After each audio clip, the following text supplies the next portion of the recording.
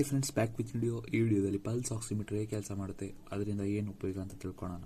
First ಇದರಲ್ಲೂ ಸೀಲ್ನ break ಮಾಡೋ time ಆಗಿದೆ.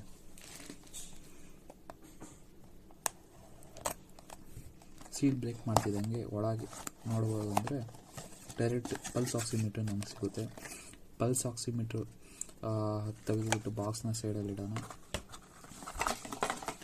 ಬಾಕ್ಸ್ನಲ್ಲಿ ಒಂದು ಟ್ಯಾಗ್ ಕೊಟ್ಟಿದ್ದಾರೆ, ಒಂದು ಯೂಸರ್ ಮ್ಯಾನ್ಯಲ್ ಇದೆ, ಅದು ಬಿಟ್ಟರೆ ಇನ್ನೇನು ಇಲ್ಲ.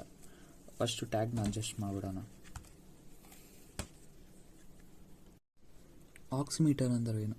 ಆಕ್ಸಿಮೀಟರ್ ಒಂದು ಡಿವೈಸ್ ನಿಮ್ಮ ಆಕ್ಸಿಜನ್ ಸ್ಯಾಚುರೇಷನ್ ಬ್ಲಡ್ಡಲ್ಲಿ ಎಷ್ಟಿದೆ ಅಂತ ತಿಳ್ಕೊಳ್ಳೋವಂಥ ಒಂದು ವಿಧಾನ ಆಗಿರುತ್ತೆ. ಈಗ ನೋಡ್ಬೋದು, ಪವರ್ ಬಟನ್ ಪ್ರೆಸ್ ಮಾಡ್ತಿದ್ದಂಗೆ ಆಕ್ಸಿಮೀಟರ್ನ ಡಿಸ್ಪ್ಲೇ ಆಯಿತು. ಈಗ ಫಿಂಗರ್ ಅಂತ ಡಿಸ್ಪ್ಲೇ ಆಗ್ತಿದೆ. ಈಗ ಯಾವ್ದಾದ್ರು ಒಂದು ಬೆಳ್ಳನ್ನು ಇಡಬೇಕಾಗುತ್ತೆ. ಈಗ ನಿಮ್ಮ ಆಕ್ಸಿಜನ್ ಸ್ಯಾಚುರೇಷನ್ ಲೆವೆಲ್ 95 ಇಂದ 100 ಇದೆ ನಾರ್ಮಲ್.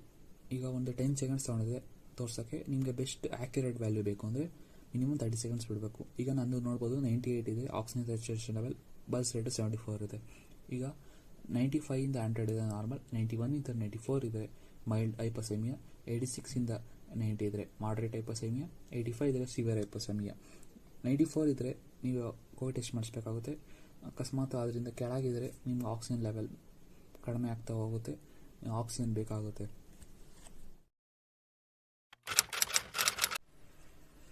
ಅವು ಆಕ್ಸಿಮೀಟರ್ ವರ್ಕ್ಸ್ ಅಂತ ನೋಡೋಕೆ ಬಂದರೆ, ಪವರ್ ಬಟನ್ ಪ್ರೆಸ್ ಮಾಡ್ತಿದ್ದಂಗೆ ಒಂದು ರೆಡ್ ಲೈಟ್ ಆನ್ ಆಗುತ್ತೆ. ಇದು ಇನ್ಫ್ರಾರೆಡ್ ಲೈಟು ಮತ್ತು ಇನ್ನೊಂದು ರೆಡ್ ಲೈಟು.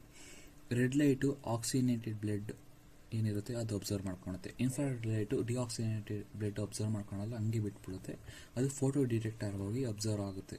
ಆವಾಗ ಗೊತ್ತಾಗುತ್ತೆ ನಿಮ್ಮ ಆಕ್ಸಿಜನ್ ಸ್ಯಾಚುರೇಷನ್ ಎಷ್ಟಿದೆ ಅಂತ. ಈಗ ನೋಡ್ಬೋದು ನೀವೀಗ ಡ್ಯೂಯಲ್ ಕಲರ್ OLED ಪ್ಯಾನಲ್ ಇದೆ. ಇದಕ್ಕೆ ಜೊತೆಲಿ 4 ಡೈರೆಕ್ಷನ್ 6 ಮೋಡ್ ಡಿಸ್ಪ್ಲೇ ಇದೆ. ಯಾವ ಡೈರೆಕ್ಷನ್ ಬೇಕಾದ್ರೂ ತಿರುಗಿಸ್ಕೊಬೋದು. ಜೊತೆಲಿ ಇದಕ್ಕೆ ಅಲಾರ್ಮ್ ಸೆಟ್ ಮಾಡ್ಬೋದು ಆಕ್ಸಿಜನ್ ಸ್ಯಾಚುರೇಷನ್ದು.